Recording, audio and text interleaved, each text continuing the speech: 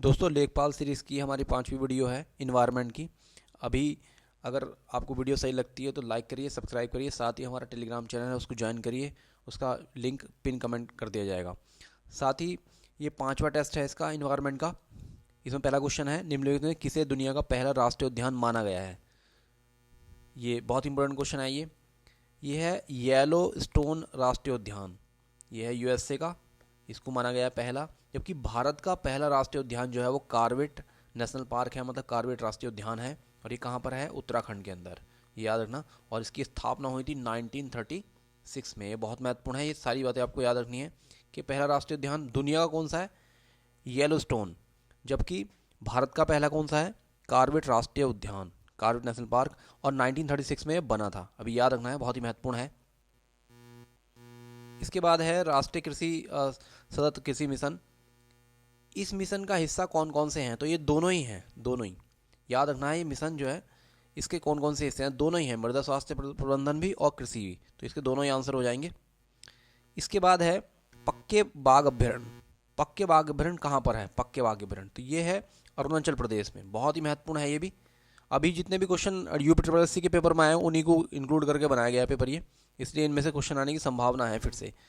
इसके बाद है शीतोष्ण वनों को 16 वन क्यों, किन शीतोष्ण वनों को 16 वन नहीं कहा जाता है? ये बहुत महत्वपूर्ण है कि जो शीतोष्ण वन है, सबसे पहले तो ये कि 16 वन कहाँ पाए जाते हैं? तो ये पाए जाते हैं नीलगिरी की पहाड़ियों में, इंडिया के अंदर, जहाँ पर तमिलनाडु, केरल और कर्नाटक आपस में मिलते हैं, वहाँ पर हैं ये 16 वन। ये भी पूछा जाता है कई बार कि 16 वन किस तरह के वन होते हैं? तो 16 वन जो हैं वो शीतोष्ण वन, शीतोष्ण प्रकार के वन होते हैं, ठीक है। और इनमें से कौन से नहीं है? तो ये नीलगिरी भी है, नीलगिरी की पहाड़ियाँ विशेष रूप से उसी के अंदर आती हैं 16 वनों के अंदर। अन्नामलाई भी है। डाफला हिल्स नहीं है, ये अरुणाचल प्रदेश में है डाफला हिल्स, और ये भी है। तो ये तीनों तो हैं लेकिन ये नहीं है। ये क्वेश्चन बहुत ही इंपॉर्टेंट है क्योंकि यूपीएससी का जो अभी लेखपाल का पेपर लेने वाले हैं वही ये वाला पेपर भी लेंगे अभी। तो इनमें से क्वेश्चन आने की संभावना है, इसलिए इनको ध्यान से करिए आप। इसके बाद है चरागाह खाद्य श्रृंखला का प्राथमिक उपभोक्ता कौन है? चरागाह खाद्य श्रृंखला, तो चरागाह का मतलब होता है कि एक तरह से घास वाला जो होता है, तो नीचे घास होती है खूब ज़्यादा, उसके बाद धीरे धीरे ऊपर की तरफ चीज़ें घटनी शुरू हो जाती हैं। तो एक तरह से सीधा होता है, सीधा सीधा पिरामिड होता है। साथ में पहला कौन होता है? तो जीवाणु होंगे पहले। प्राथमिक उपभोक्ता कौन हो? जीवाणु। और प्राथमिक उत्पादक कौन होगा इसमें? पौधे। पौधे होगा प्राथमिक उत्पादक, और प्राथमिक उपभोक्ता जीवाणु। महत्वपूर्ण है ये भी बहुत बहुत ज़्यादा। इसके बाद ये क्वेश्चन थोड़ा इसी में एंट्री हो गई इसकी, ये बहुत महत्वपूर्ण क्वेश्चन है। जैव विविधता के संरक्षण के लिए, इसके लाभों के सतत उपयोग के लिए 1992 में जैव विविधता सम्मेलन, जिसे पृथ्वी सम्मेलन भी बोला जाता है, बहुत महत्वपूर्ण है। अर्थ समिट भी बोला जाता है इसको। जैव विविधता के ऊपर हुआ था और सतत विकास के ऊपर हुआ था, सतत विकास के ऊपर हुआ था ये पृथ्वी सम्मेलन 1992 में। ये याद रखना बहुत इंपॉर्टेंट है। पृथ्वी सम्मेलन 1992 में जैव विविधता और सतत विकास को लेके। इसी के अंदर एजेंडा 21 का कॉन्सेप्ट आया था। ये जो एजेंडा शुरू हुआ था 21वीं शताब्दी के लिए, एजेंडा 21, ये पृथ्वी सम्मेलन का ही है 1992 का। ये तो ये याद रखना है। और ये हुआ कहाँ था? तो ये हुआ था रियो डी जेनेरियो, ब्राज़ील के अंदर। बहुत महत्वपूर्ण है, रियो सम्मेलन भी बोलते हैं इसको। तो याद रखना है कि रियो सम्मेलन किस चीज़ से संबंधित था? सतत विकास से। एजेंडा 21 किससे संबंधित है?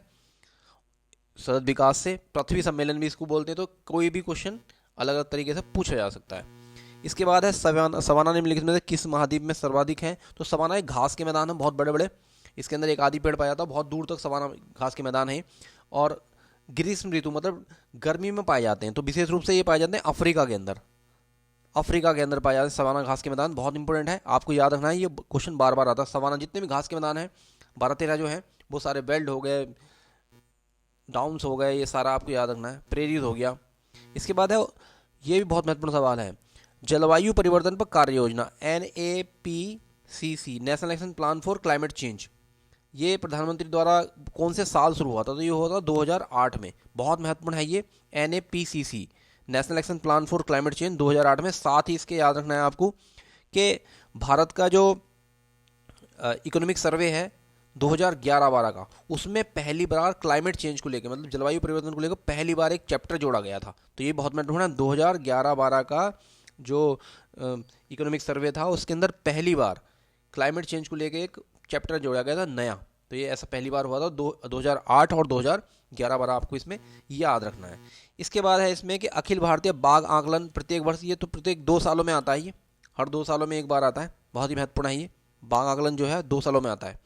इसके अलावा बाघ दिवस आपको याद रखना है 29 जुलाई को। नेशनल टाइगर जो मिशन था, टाइगर प्रोजेक्ट जो था, वो कब हुआ था 1973 में। तो ये कुछ बातें याद रखनी है। इसके अलावा टाइगर सबसे ज़्यादा भारत में कहाँ पाए जाते हैं, तो ये विशेष रूप से पाए जाते हैं कर्नाटक के अंदर। नंबर 1 स्टेट है कर्नाटक, जहाँ पर टाइगर सबसे ज़्यादा पाए जाते हैं, तो महत्वपूर्ण है बहुत ज़्यादा ये।